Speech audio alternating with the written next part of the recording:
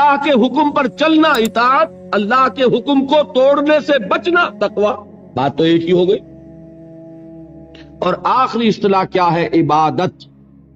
عبادت بنا عبد سے، عبد کے معنی غلام، اللہ کی ہمہ وقت ہمہ تن غلام. ایک ہوتا ہے ملازم، ملازم ہمہ وقت ملازم نہیں ہوتا، 8 گھنٹے کام کرنے کا پابند ہے، 9 گھنٹے وہ آپ کے برابر ہے. وہ بھی ایک ووٹ رکھتا ہے، آپ بھی ایک ووٹ رکھتے ہیں. وہ بھی شہری ہے اس ریاست کا، آپ بھی شہری ہے. امپلائر امپلائی ریلیشن شپ میں رتبے کا فرق نہیں ہوتا، کام کا کام مسئلہ ہے. آپ کام کر رہے ہیں، وہ آپ کو اجرت دے رہا ہے. 8 گھنٹے مزدور آپ کا کام کر رہا ہے، 9 گھنٹے، تو بالکل آپ کے برابر آزاد شہری. پھر یہ کہ ملازم اگر آپ نے رکھا ہے باورچی کی حیثیت سے، وہ آپ کا خانسامہ ہے، اس سے آپ یہ نہیں کہہ سکتے کہ میرا کموڈ بھی صاف کر دو. کہہ سکتے؟ وہ صاف جواب دے گا، جناب میں اس کام کے لیے ملازم ہوں، اس کے لیے ملازم نہیں ہوں.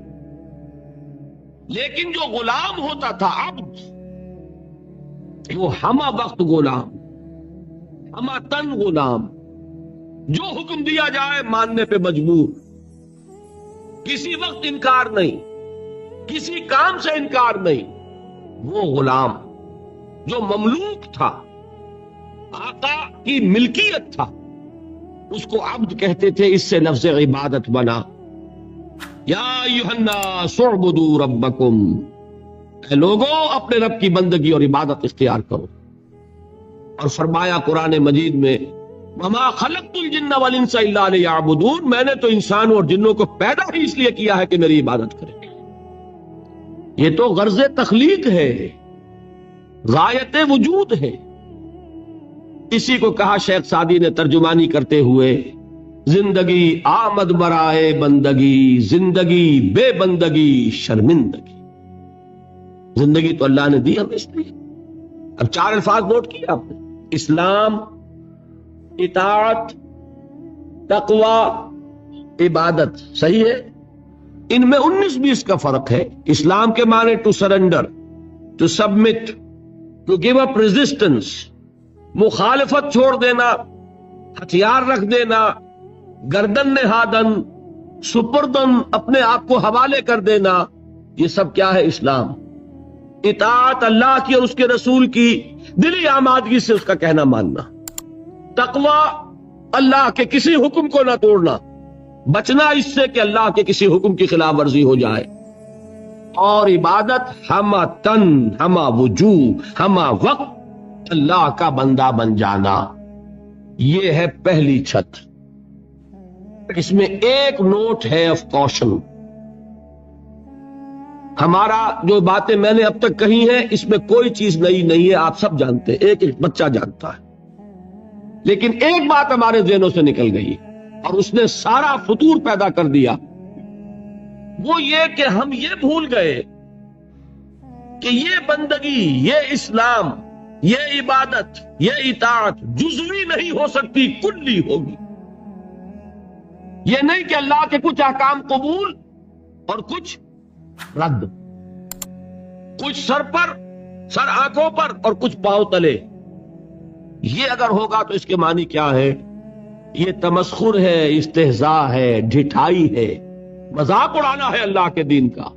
اور کل میں تجزیہ کر کے بتا چکا ہوں کہ اس میں جو چیز مانی جا رہی ہے وہ بھی اللہ کے حکم کی وجہ سے نہیں، اپنے نفس کی پسند کی وجہ سے. جو مانی جا رہی ہے وہ بھی اللہ کی اطاعت نہیں، نفس کی اطاعت. اور میں وہ آیت سنا چکا، افتؤمنون ببعض الکتاب وتکفرون ببعض، کیا تم ہماری کتاب اور شریعت کے ایک حصے کو مانتے اور ایک کو نہیں مانتے؟ سود کس نے حرام کیا؟ اللہ نے. سور کس نے حرام کیا؟ اللہ نے. شراب کس نے حرام کی؟ اللہ نے. بڑا دیندار بنا پھرتا ہے، شراب تو نہیں پیتا، سور نہیں کھاتا، سود کھاتا ہے. بتائیے کوئی منطقی اس کے لیے دلیل؟ اگر تو اللہ کی حرمت کی وجہ سے ہے تو میں دعوے سے کہتا ہوں کہ خنزیر کی حرمت اور شراب کی حرمت سود کی حرمت کے 100ویں حصے کے برابر بھی نہیں. حدیث سنا چکا ہوں آپ کو. الربا 70 جزءا، سود کے گناہ کے 70 حصے ہیں. ایسروہا، اس میں سب سے ہلکا حصہ اس کے مساوی ہے ان ينكح الرجل امہ، کہ کوئی شخص اپنی ماں سے زنا کرے. اب آپ کیلکولیشن لگا لیجیے، کیا سور کے کھانے پر اللہ کی طرف سے اعلان جنگ آیا ہے؟ کیا شراب کے پینے پر اللہ کی طرف سے اعلان جنگ آیا ہے؟ شراب کے بارے میں تو تسلیم کیا گیا اس میں کچھ خیر بھی ہے، نفع بھی ہے، لیکن اس کو ہم نے حرام اس لیے کیا ہے کہ اس کے مضرت کا پہلو، گناہ کا پہلو اس کے منفعت کے پہلو سے زیادہ ہے. یسألونک عن الخمر والمیسر قل فیہما اسم کبیر ومنافع للناس واسمہما اکبر من نفعہما، یہ فرمایا نا. لیکن حرام اور سود پر کہا کہ اگر باز نہیں آتے فَأَذَنُوا بِحَرْبٍ مِّنَ اللَّهِ وَرَسُولِهِ، تو کان کھول کر سن لو اللہ اور اس کے رسول کی طرف سے اعلان جنگ. یہ بات اچھی طرح سمجھنے کی. یہ بندگی پارشل نہیں ہو سکتی، کمپلیٹ ہوگی. اسلام میں آنا ہے تو پورے کے پورے میں آنا ہوگا، ادھورے میں نہیں آئے. ادھورے میں آتے ہو تو جاؤ، دفع ہو جاؤ، ہمارے ہاں قبول نہیں. ہاں کسی وقت غلطی ہو جائے، کل بیان کر چکا ہوں، خطا ہو جائے، ٹو ایرر از ہیومن. حضور نے فرمایا کل بنی آدم خطاؤون وخیر الخطائین التوابون، تمام انسان خطا کار ہیں، خطا کاروں میں بہترین وہ ہے جو توبہ کر. لیکن توبہ کی بھی قرآن مجید میں شرح کر دی. ایک توبہ وہ ہوتی ہے ساری عمر حرام خوری کرتے رہو اور موت کے وقت آگے ہاتھ جوڑ دو، وہ توبہ قبول نہیں ہوگی. ایک توبہ وہ ہے کہ خطا ہو گئی فوراً رجوع کیا، اے اللہ مجھ سے غلطی ہوئی، پروردگار معاف فرما، کرتا ہوں کہ آئندہ نہیں کروں گا. اس کو اللہ نے فرمایا اس توبہ کا قبول کرنا ہم پر واجب ہے. انما التوبۃ علی اللہ للذین یعملون السوء بجہالۃ ثم یتوبون من قریب. بہرحال پہلے درجے میں یہ جان لیجئے صرف اللہ کا بندہ بن جانا، ہمتن بن جانا آسان نہیں ہے. یہی وجہ ہے علامہ اقبال نے خوبصورت اشعار کہے ہیں، چمی گویم مسلمانم بے لرزم کہ دانم مشکلات لا الہ را. میں جب یہ کہتا ہوں کہ میں مسلمان ہوں تو مجھ پر کپ کپی طاری ہوتی ہے کہ مجھے معلوم ہے کہ لا الہ الا اللہ کہہ دینا بہت آسان ہے، اس پر پورا اترنا بہت مشکل. یہ شہادت گاہ الفت میں قدم رکھنا ہے اور لوگ آسان سمجھتے ہیں مسلمان ہونا. یہ اشعار تو یاد ہوں گے. دیکھیے یہ پہلی منزل بنی ابھی، اور پہلی منزل ہی اتنی کٹھن ہے. البتہ اس کی کٹھنائی کو اللہ نے آسان کیا. 4 ایسے عمل ہمیں عطا فرما دیے کہ اگر ان کی پابندی کریں گے تو آسان ہو جائے گا اللہ کی بندگی کرنا. نماز اس لیے تاکہ یاد رہے کہ ہم نے اللہ سے یہ عہد کیا ہے. 5 مرتبہ اپنے کاموں سے نکلو، کہیں غفلت طاری نہ ہو جائے. آؤ اپنے عہد کو تازہ کرو. ایاک نعبد و ایاک نستعین، پروردگار میں عہد کرتا ہوں، تیری ہی بندگی کرتا ہوں اور کروں گا، اور تجھ ہی سے مدد چاہتا ہوں اور چاہوں. حفیظ جالندری کا ایک بڑا پیارا شعر ہے، سجدے میں گر کر آدمی کیا کرتا ہے. بڑا پیارا شعر ہے، سرکشی نے کر دیے دھندلے نقوش بندگی،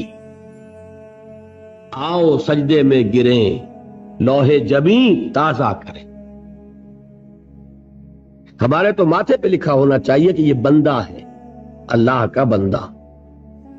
سرکشی جو ہے اس کی وجہ سے یہ نقش کچھ مدھم ہو گئے ہیں. سجدے میں گرو اور تازہ کرو تاکہ وہ نقش بندگی جو ہے پھر اجاگر ہو جائے. سرکشی نے کر دیے دھندلے نقوش بندگی، آؤ سجدے میں گریں لوہے جبیں تازہ کریں. نماز کیا ہے؟ بندگی کے اقرار کو تازہ کریں. پھر اس عبادت میں آڑے آتے ہیں انسان کے نفسانی خواہشات. اس نفسانی خواہشات کا مقابلہ کرنے کے لیے کیا دیا؟ روزہ۔ حضور نے فرمایا صوم جنتن، روزہ ڈھال ہے۔ نفس کا حملہ کس پر روکو گے؟ روزے کی ڈھال پر۔ پیٹ کھانے کو مانگتا ہے لیکن اپنے اندر ضبط پیدا کرو۔ 1 مہینے تک صبح سے شام تک شدید بھوک کے باوجود نہیں کھا رہے، حلال چیزیں نہیں کھا رہے، بہترین پھل موجود ہے فریج کے اندر، حلق میں کانٹے پڑ رہے ہیں اور فریج کے اندر روح افزا کی بوتل موجود، نہیں پی رہے۔ کیوں؟ کہ اللہ کا حکم نہیں۔ اگر اس کی عادت ہو جائے گی تو بقیہ 11 مہینے حرام سے تو بچو گے کہ نہیں؟ یہ مشق ہے، یہ بندگی کی مشق کرائی جا رہی۔ پریڈ کرتا ہے ایک فوجی کس لیے؟ جس وقت پریڈ کر رہا ہے اس وقت جنگ تو نہیں ہو رہی نا، لیکن مشق کرے گا تو چاق و چوبند رہے گا کہ جب جنگ ہوگی تب بھی یہ چاق و چوبند رہے اور ایک کوشن پر موو کرے، ایک کمانڈ کے اوپر آگے ٹوٹ پڑے۔ اس کی عادت کرنی پڑتی ہے۔ تو نفس کے حملوں کو روکنے کی عادت پیدا ہوئی کس سے؟ روزے سے۔ اللہ کی بندگی میں ایک بہت بڑی رکاوٹ ہے مال کی محبت۔ مال محبوب ہے، یہ تو میں آپ کو اقسام شرک میں بتاؤں گا۔ زر پرستی بھی شرک ہے جسے کوئی نہیں جانتا، قبر پرستی کو تو جانتے ہیں شرک ہے اور ہے، زر پرستی بھی شرک ہے یہ کسی کو پتا نہیں، اور نفس پرستی بھی شرک ہے یہ کسی کو پتا نہیں۔ یہ تو وہ موضوع آئے گا اب انشاءاللہ، لیکن ذہن میں رکھیے سب سے بڑی دل کے اندر جو نجاست ہے وہ حب مال کی ہے، مال کی محبت۔ اس کو کھرچنے کے لیے کیا چیز عطا فرمائی؟ زکوٰۃ۔ مال نکالو، اور یہ ساری برکات جمع کر دی کس میں؟ حج میں۔ نماز کی برکت بھی ہے، اس میں طواف ہو رہا ہے، شاعر الہی ہے، اور پھر اس میں مال بھی خرچ ہو رہا ہے، وہ زکوٰۃ کی برکت آ گئی۔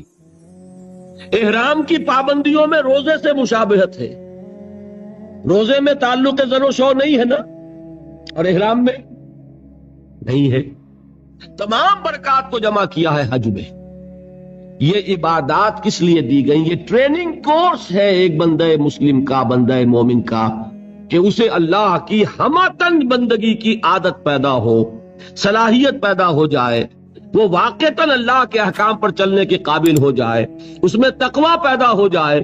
یا ایھا الذین آمنوا کتب علیکم الصیام کما کتب علی الذین من قبلکم لعلکم تتقون۔ اہل ایمان، تم پر روزے فرض کیے گئے جیسے کہ تم سے پہلی امتوں پہ فرض کیے گئے تھے، تاکہ تمہارے اندر تقوی پیدا ہو۔ تو یہ جان لیجئے یہ 4 ستون اور یہ چھت۔ ایک بات میں ذرا عرض کر دوں، برا نہ مانیے، اگر کسی جگہ 4 ستون کھڑے ہوں اور اوپر چھت ہونا تو آپ کیا کہیں گے؟ پاگل پن ہے، یہ ستون کاہے کے لیے کھڑے کیے؟ ستون بامانی تبھی ہے جب چھت سپورٹ کر رہا ہو، ورنہ وہ یادگار تو ہو سکتی ہے کوئی، باقی اس کی کوئی افادیت نہیں۔ بالکل یہی حال ہے ان لوگوں کا جنہوں نے صرف نماز، روزہ، حج، زکوٰۃ کو پکڑا ہوا ہے اور اللہ کے حلال و حرام سے آزاد۔ وہ پوری بندگی ان کے سامنے ہی نہیں، پوری زندگی میں اللہ کی غلامی یہ پیش نظر ہی نہیں۔ نماز، روزہ، حج، زکوٰۃ یہ کر لیا اور دین کے تقاضے گویا کہ پورے ہو گئے، جو بھی ہم سے دین کا مطالبہ تھا ہم نے ادا کر دیا۔ اس کی مثال یہی ہے کہ 4 ستون ہے، چھت نہیں۔ اس کا وائسی ورثہ بھی ہے، چھت ہو ہی نہیں سکتی جب تک ستون نہ ہو، لہذا وہ اللہ کی بندگی ہمتن نہیں ہو سکے گی اگر یہ ستون ہی تم نے قائم نہیں کی۔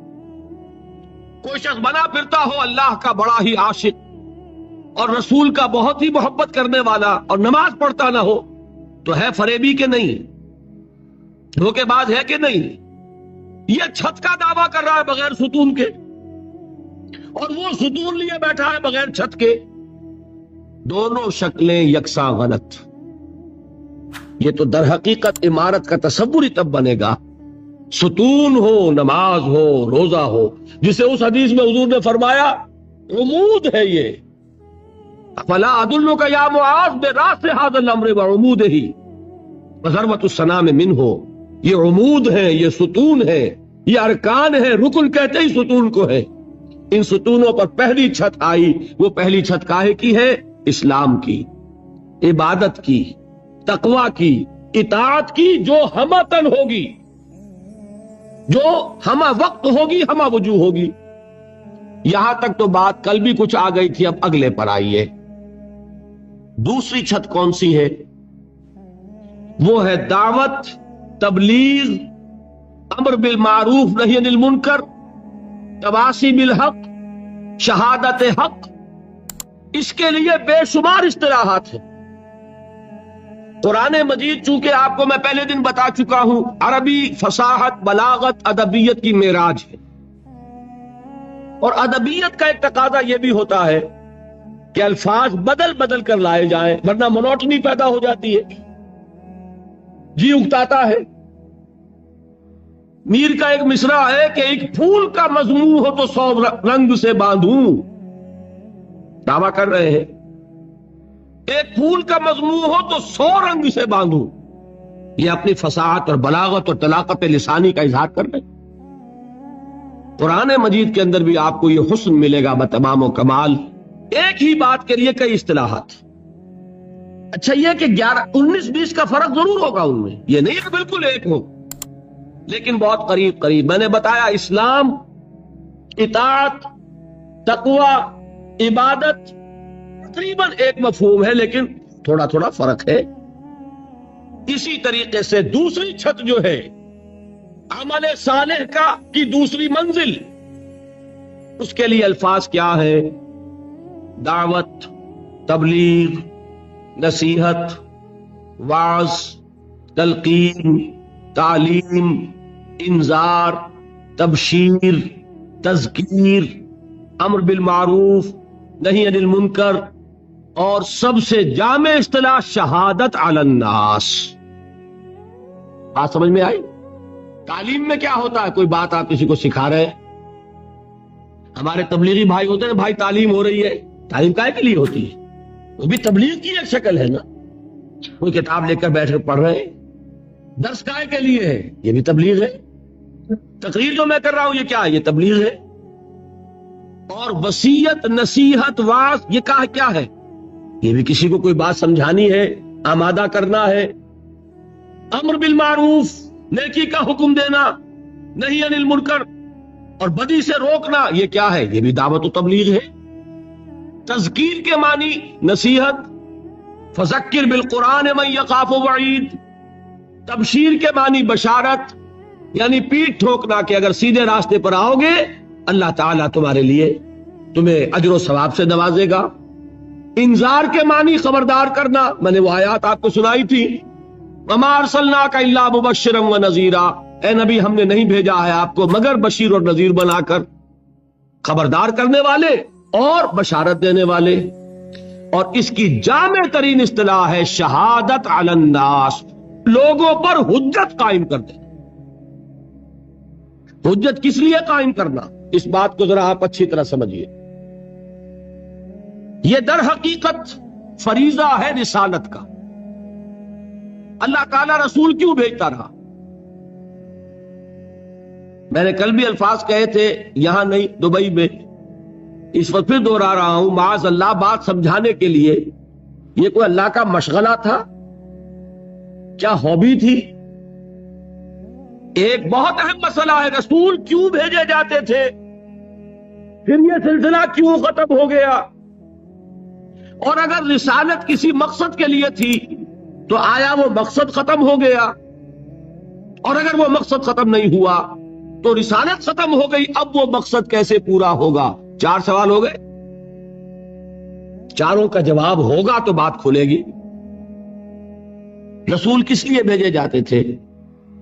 दावत, इंजार, तबशीर, किस लिए? देखिए सूरह निसा की आयत है, अल्लाह ताला तौफीक दे आपको, 6वां पारा शुरू होता है, वहां यह मकाम मिलेगा।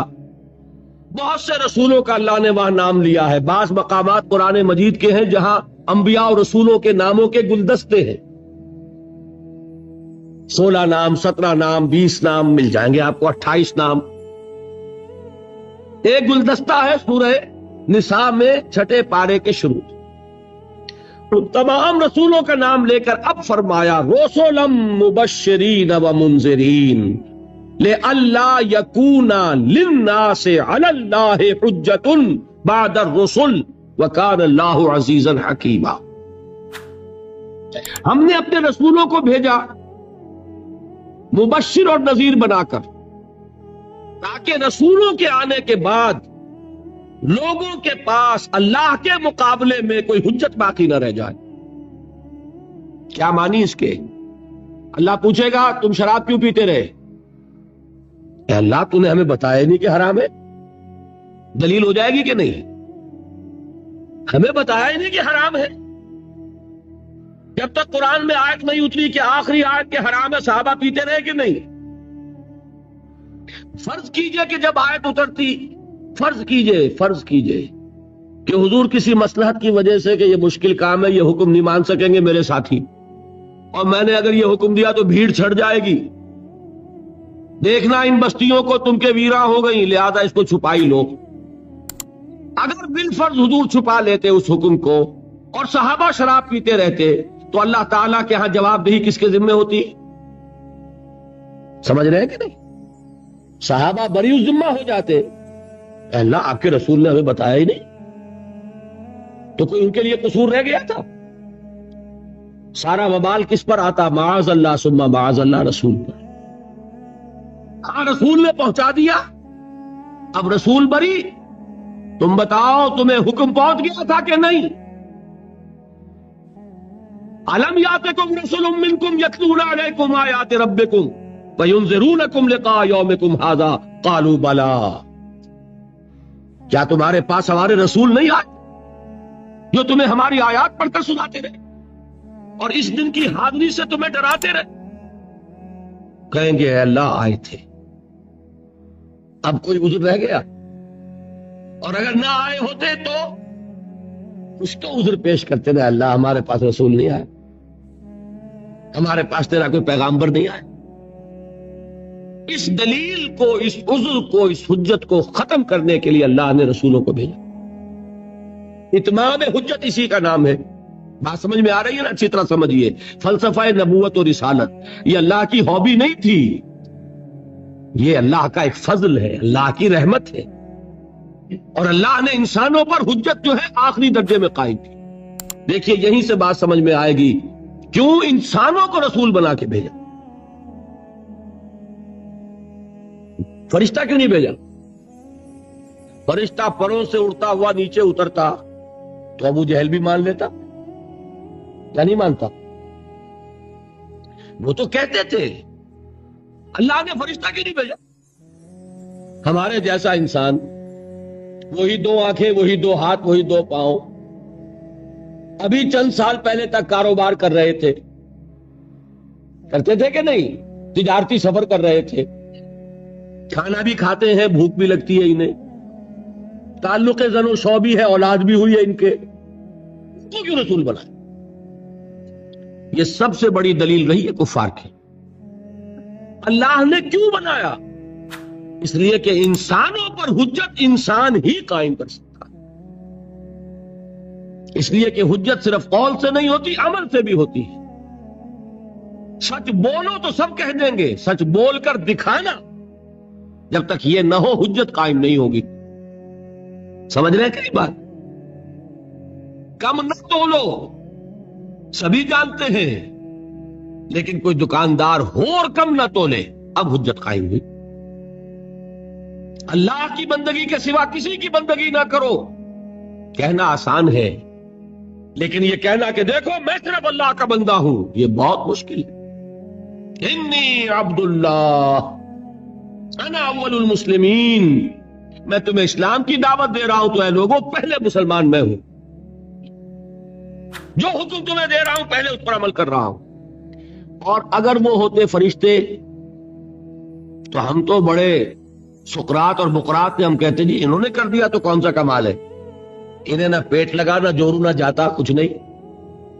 ये अगर कर दें تو کوئی کمال کی بات نہیں ہے، لیکن انسان کے لیے ناممکن ہے۔ درمیان قار دریا تختہ بندم کر دئی، باز بھی گوئی کہ دامن ترمکن ہوشیار باش۔ پیٹ ہمیں لگا دیا، شہوت ہمارے ساتھ چمٹا دی، پھر کہتے ہیں دیکھو سیدھے رہو۔ لیکن یہ سب کچھ جس کے ساتھ لگی ہوئی تھی اس نے اب وہ سیدھی زندگی گزار کر دکھائی، اب حجت قائم۔ بات سمجھ میں آئی؟ اچھا، رسالت کس لیے تھی؟ حجت قائم کرنے کے لیے، اسی کے لیے دعوت، اسی کے لیے تبلیغ، اسی کے لیے تلقین، اسی کے لیے نصیحت، اسی کے لیے تذکیر، اسی کے لیے انذار، اسی کے لیے تبشیر، اسی کے لیے امر بالمعروف، اسی کے لیے نہی عن المنکر۔ صحیح؟ اچھا، اب سوچئے اگر رسالت کا مقصد تھا انسانوں پر حجت قائم کرنا تو کیا انسان ختم ہو گئے؟ پھر رسالت کیوں ختم ہو گئی؟ کیوں گئے ہوگے؟ عقلی بات ہے کہ نہیں؟ اور آپ سن لیجئے، یہی جگہ ہے جہاں سے دھوکہ کھایا اور دھوکہ دیا غلام احمد قادیانی نے۔ بات اتنی وزنی تھی کہ بڑے بڑوں نے مان لی۔ چودھری ظفر اللہ کوئی عام آدمی تھا؟ کتنی اونچی پوزیشن تک پہنچا؟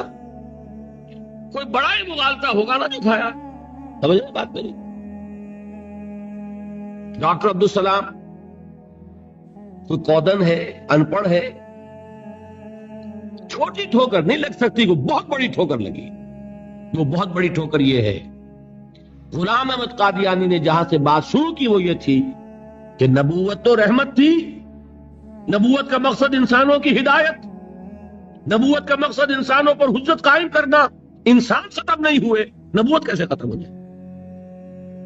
یہاں سے بات چلا کے پھر اس نے اپنی نبوت کا دعویٰ کیا۔ بات سمجھ میں آئی؟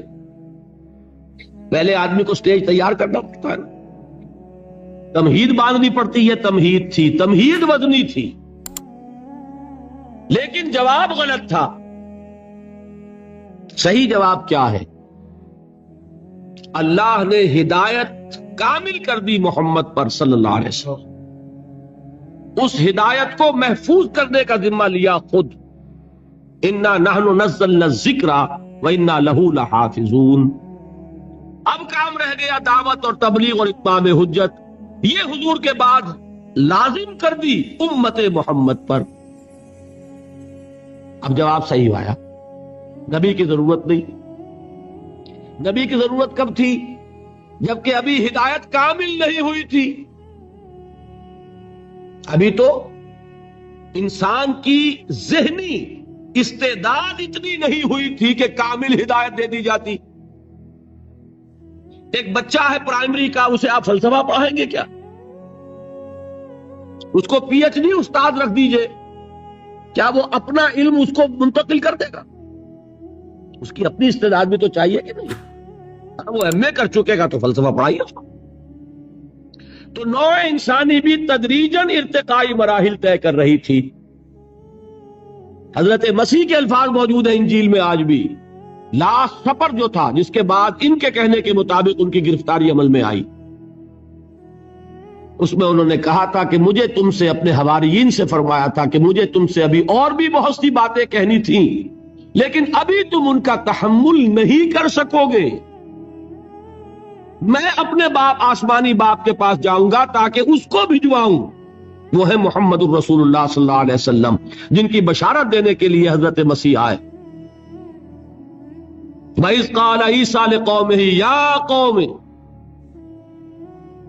لِبَنِي إِسْرَائِيلَ يَا بَنِي إِسْرَائِيلَ إِنِّي رَسُولُ اللَّهِ إِلَيْكُمْ مُصَدِّقًا لِمَا بَيْنَ يَدَيَّ مِنَ التَّوْرَاةِ وَمُبَشِّرًا بِرَسُولٍ يَأْتِي مِن بَعْدِي اسْمُهُ أَحْمَدُ۔ معلوم یہ ہوا کہ انسان جب میچور ہو گیا ذہنی اور فکری اعتبار سے تو الہدا دے دی گئی۔ یہی وجہ ہے تورات کی حفاظت کا ذمہ اللہ نے نہیں لیا۔ سوچا کبھی آپ نے کیوں؟ کیا تورات اللہ کی کتاب نہیں تھی؟ اور اللہ اس کی حفاظت کا ذمہ لیتا تو کیا اس میں تحریف کر سکتا تھا کوئی؟ پھر کیا وجہ ہے کیوں نہیں ذمہ لیا اللہ نے؟ اور برا نہ مانیے، اگر اللہ نے قرآن کی حفاظت کا ذمہ نہ لیا ہوتا تو قرآن محفوظ رہ جاتا۔ ہم ان سے بڑھ کر تحریف کرتے، ترجموں میں ہم نے تحریفیں کی ہوئی ہیں، تفسیروں میں ہم نے تحریفیں کی ہوئی ہیں، خود بدلتے نہیں قرآن کو بدل دیتے ہیں، ہوئے کس درجہ فقیہان حرم بے توفیق۔ اسی قرآن میں ہے ابتر کے جہاں کی تعلیم، جس نے مومن کو بنایا ماہ پروی کا امیر۔ یہ سب کچھ تو ہم نے کیا کہ نہیں کیا؟ ہاں، متن کا پر ہمارا بس نہیں چلا۔ کیوں؟ اللہ نے ذمہ لیا۔ اللہ ذمہ لیتا تورات کا تو اس میں نہیں ہو سکتی تھی، انجیل میں نہیں ہو سکتی تھی۔ اب یہ ترجیح جو قرآن کو دی کیوں دی؟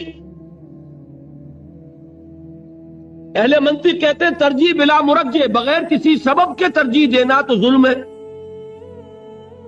آپ دونوں کا حق برابر ہو، آپ کو ترجیح دے دی جائے، ظلم کہیں گے کہ نہیں؟ اس کو کوئی بنیاد ہونی چاہیے، مرجح ہونا چاہیے، ترجیح کے لیے کوئی سبب ہونا چاہیے تو ترجیح دی جا سکتی ہے۔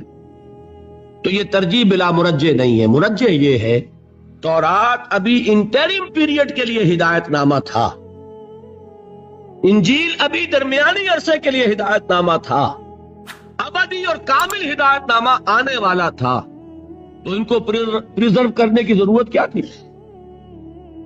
ہاں، ابدی ہدایت نامہ آیا، اس کو محفوظ کر دیا۔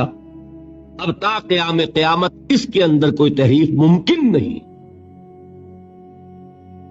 اب ہدایت کامل ہو گئی، وحی کی کھڑکی بند، اب کام کیا ہے؟ اس کو پہنچانا۔ محمد نے پہنچا دیا امت کو صلی اللہ علیہ وسلم، اب امت کی ڈیوٹی ہے تا قیام قیامت اس کو پہنچانا، ہر انسان کو پہنچانا۔ نہیں پہنچائیں گے تو انسانوں کی گمراہی کے ذمہ دار عدالت خداوندی میں مسلمان شمار۔ منطقی نتیجہ ہے کہ نہیں؟ اگر حضور نہ پہنچاتے بالفرض تو لوگوں کی گمراہی کا وبال کس پر ہوتا؟ دیکھیے، یہ وجہ ہے حضور نے حجۃ الوداع میں گواہی لی ہے۔ 1.25 لاکھ یا 1,40,000 کا مجمع تھا صحابہ کرام کا،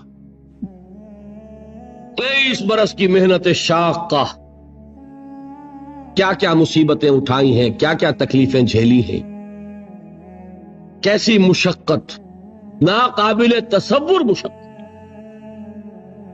3 سال کی شیب بنی ہاشم کی محصوری، یوم طائف، یوم احد، غار ثور، میدان بدر، غزوہ احزاب، یاد ہے؟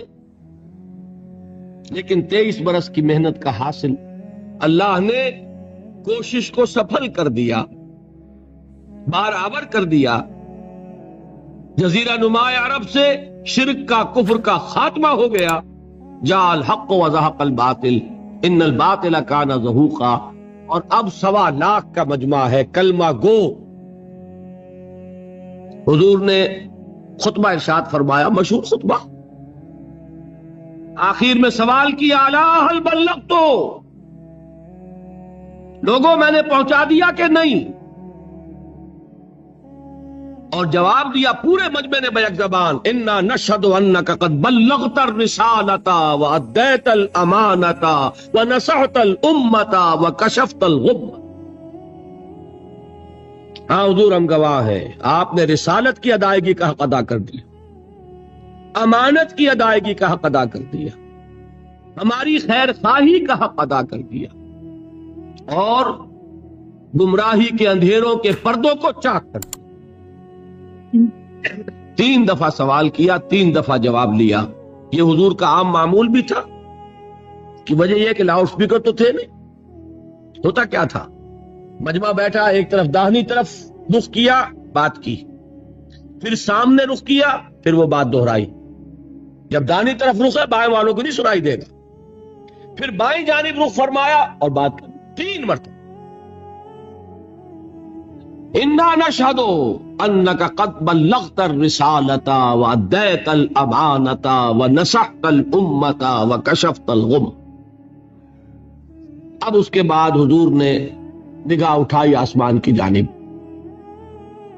अंगुश्ते शहादत से इशारा किया, वो भी 3 मरतबा, पहले आसमान की तरफ फिर लोगों की तरफ। क्या अल्फाज अदा फरमाए, अल्लाहुम्मा अशहद, अल्लाहुम्मा अशहद, अल्लाहुम्मा अशहद, ऐ अल्लाह तू भी गवाह है, ये मान रहे हैं कि मैंने पहुंचा दिया। इसको मैं कहा करता हूं, अंग्रेजी में इसका मफहूम आप अदा करेंगे, साई ऑफ रिलीफ। एक बारे गरा था, एक सुबुकदोशी का एहसास हो गया, आज वो जिम्मेदारी अदा हो गई। इन्ना सनुल्की अलैका कौलन सकीला, ए नबी हम आप पर बड़ी भारी बात डालने वाले हैं। वो भारी बोझ आज उतर गया। इसके बाद आपने फरमाया फल युबल्लिगि शाहिदुल गायबा, अब पहुंचाए वो जो यहां हैं उनको जो यहां नहीं। ये बोझ मेरे कंधे से उतर कर अब तुम्हारे कंधों पर आ गया। मैं सिर्फ तुम्हारे लिए रसूल होकर नहीं आया, मेरी रिसालत है आफाकी। वमा अरसलनाका इल्ला काफ़तन लिन्नासि बशीरन व नज़ीरा, ए नबी हमने आपको नहीं भेजा है मगर पूरी नौ इंसानी के लिए बशीर और नजीर बनाकर। समझ में आ रहा है? अभी तक हुजूर ने कहां तक बात पहुंचाई? हक तो अदा किया है और हक कायम कर दिया इत्माम हुज्जत के दर्जे में। किस पर? अहले अरब पर। ईरान के तो सिर्फ बादशाह के पास से खत पहुंचा है ना, और उस बदबख्त ने वो खत भी फाड़ दिया। उसे ही शाये कर देता, पब्लिश कर देता, हर ईरानी तक पहुंचा देता, तो कम से कम हुजूर का दावा नबूवत तो पहुंच गया होता। उसे तो वहीं फाड़ दिया। तो क्या ईरानियों को तबलीग हो गई? रूमियों को हो गई? आप कह सकते हैं कि खुतूत पहुंच गए हुजूर के, लेकिन क्या हिंदियों को हो गई? वहां तो खत भी नहीं पहुंचा। क्या चीनियों को हो गई? कौन करेगा ये है वो जिम्मेदारी का बोझ जो अब उम्मत के कांधे पर मुंतकिल हो गया। अब ये शहादत अलन्नास की जिम्मेदारी है मुसलमानों तुम पर है। कल मैंने सूरह हज की आखिरी 2 आयत तिलावत की थी। आखिरी आयत क्या है? वजाहिदू फिल्लाहि हक्का जिहादिही। ऐ मुसलमानों, अल्लाह के लिए मेहनतें करो जैसी कि मेहनत का हक है। किस लिए करो? ये जरा मैं आयत लंबी है, मुख्तसर कर रहा हूं दरमियान का हिस्सा छोड़कर। ले यकून रसूल शहीदन अलैकुम व तकूनू शुहदा अलन्नास, ताकि तुम बनो गवाह लोगों पर और रसूल बने गवाह तुम पर। रसूल गवाही दे देंगे क़यामत के दिन, ए अल्लाह मैंने पहुंचा दिया था, बरी हो जाएंगे। अब जिम्मेदारी तुम्हारी होगी, अपना हिसाब भी दो और मजीद दूसरों तक पहुंचाने की जिम्मेदारी तुम पर थी। तुमने पहुंचाया कि नहीं? ए अल्लाह ये तो नहीं किया। क्या नतीजा निकला? लोगों की गुमराही के जिम्मेदार कौन? तुम। समझ रहे अहमियत? इसी को सूरह बकरा में दोहराया, वकज़ालिका जअलनाकुम उम्मतन वसतन लितकूनू शुहदा अलन्नास व यकून रसूलु अलैकुम शहीदा। ऐ मुसलमानों, तुम्हें हमने बेहतरीन उम्मत बनाया ही इसलिए है ताकि तुम गवाह बनो पूरी नौ इंसानी पर और रसूल गवाह बने तुम पर सल्लल्लाहु अलैहि वसल्लम। कुरान मजीद में अहम मजमून 2 मरतबा जरूर आता है, ये 2 मरतबा मैंने गिनवा दिया। सूरह हज की आखिरी आयत, सूरह बकरा में दूसरे पारे के शुरू में। यह है हमारी उस अमली जिम्मेदारी की दूसरी सतह, और यह जान लीजिए ये फर्ज है। मैं तवासी बिल हक में साबित कर चुका, 3 बुनियादें उसकी हैं, और यहां भी मैंने साबित कर दिया कि दर हकीकत ये खत्म नबूवत का लाजमी तकाजा है। जो ठोकर खाई गुलाम अहमद कादियानी ने वो क्या कि लोगों की हिदायत के लिए नबूवत जारी रहनी चाहिए, یہ حماقت ہے. نبوت کامل ہو چکی محمد پر، ہدایت کامل ہو چکی محمد پر صلی اللہ علیہ وسلم، اور اس ہدایت کو اللہ نے ہمیشہ کے لیے محفوظ کر دیا. اب نبوت کی ضرورت نہیں، اب اس کی تبلیغ ہے، اس کو پھیلانا ہے، اس کو پہنچانا ہے، اس کی نشر و اشاعت ہے، حجت کا قائم کرنا ہے. اور یہ ذمہ داری ہے اب امت محمد کی صلی اللہ علیہ وسلم. اگر وہ کرے گی سرخرو ہوگی، نہیں کرے گی تو دنیا کی گمراہی کا وبال اس کے کندھے پر. میں اس کی سادہ مثال ایک دیا کرتا ہوں، قرآن مجید میں بھی ہے، اور جو سادہ مثال ہے اس سے پہلے بات سمجھ لیں. آپ نے اپنے کسی عزیز کو پیغام بھیجا کسی پیغامبر کے ہاتھوں، کل شام تک یہ کام بھائی ضرور کر دینا ورنہ میرا بڑا نقصان ہو جائے گا. ہو سکتا ہے کہ کہیں کسی کا اقامہ گم ہوا ہو بھائی، اور سعودی عرب کا اقامہ ہو، یہاں کا نہیں، یہاں تو پھر بھی کچھ نرمی ہے شاید، اور اس کو نے کہا ہو کہ بھائی یہ درخواست دے کر لے لینا اس کی رسید ورنہ میں گرفتار ہو جاؤں گا. ٹھیک ہے، لیکن وہ اقامے کی درخواست نہیں دی گئی، آپ گرفتار ہو گئے. غصے میں جو آپ کو جنجلاہٹ آئے گی کس پر آئے گی؟ فرض کیجئے کہ آپ اپنے اس عزیز سے شکوہ کرتے ہیں کہ میں نے تمہیں پیغام بھیجا تھا، تم نے نہیں کیا کام. اگر وہ یہ کہہ دے بھائی مجھے آپ کا پیغام ملا ہی نہیں، تو اب کچھ اور کہہ سکیں گے آپ اس سے؟ وہ تو بری ہو گیا نا. سارا غصہ کس پہ آئے گا؟ اس پیغامبر پہ.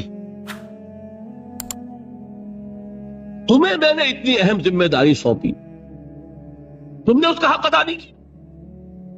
اور وائسی ورثہ کیا ہوگا اگر وہ پیغامبر پیغام پہنچا دے اور اس کا قصور ہو دوسرے کا، تو وہ یہ کہہ کے فارغ ہو جائے گا بھائی مجھے تو نہیں درخواست دینی تھی نا، درخواست تو اسے دینی تھی، میرے ذمہ تھا پیغام پہنچانا، میں نے پہنچا دیا تھا. اب یا یہ مجرم یا وہ مجرم. اسی کو ذہن میں رکھیے، اللہ نے پیغام بھیجا رسول کے ذریعے نوع انسانی کے نام. رسول پہنچا دے تو بری، اور ساری ذمہ داری اب انسانوں کی. رسول نہ پہنچائے تو دوسروں کی ذمہ داری جو ہوگی سو ہوگی، پہلی ذمہ داری رسول کی ہو جائے.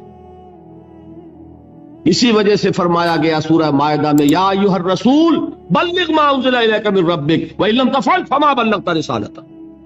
اے رسول صلی اللہ علیہ وسلم پہنچا دیجئے جو کچھ کہ آپ پر نازل کیا گیا آپ کے رب کی طرف سے، اور اگر آپ نے بالفرض ایسا نہ کیا تو رسالت کا حق ادا نہیں ہوگا. اور اسی کو فرمایا گیا سورہ اعراف کے شروع میں. یہ ہے اہم، نہایت اہم اصول، آیت نمبر 6 سورہ اعراف کی. فَلَنَسْأَلَنَّ الَّذِينَ أُرْسِلَ إِلَيْهِمْ وَلَنَسْأَلَنَّ الْمُرْسَلِينَ. ہم پوچھ کر رہیں گے ان سے بھی جن کی طرف رسولوں کو بھیجا، اور ہم پوچھ کر رہیں گے رسولوں سے تم نے پہنچایا کہ نہیں؟ اے اللہ ہم نے پہنچا دیا. اب تم بولو جو بات تم تک پہنچی تم نے اس کے ساتھ کیا معاملہ کیا. یہ ہے وہ ذمہ داری، جان لیجئے. اب ختم نبوت کے بعد یہ ذمہ داری it has taken the form of a collective responsibility. ایک اجتماعی ذمہ داری ہے. شخصاً کوئی نبی نہیں، کوئی رسول نہیں، آخری نبی محمد، آخری رسول محمد صلی اللہ علیہ وسلم.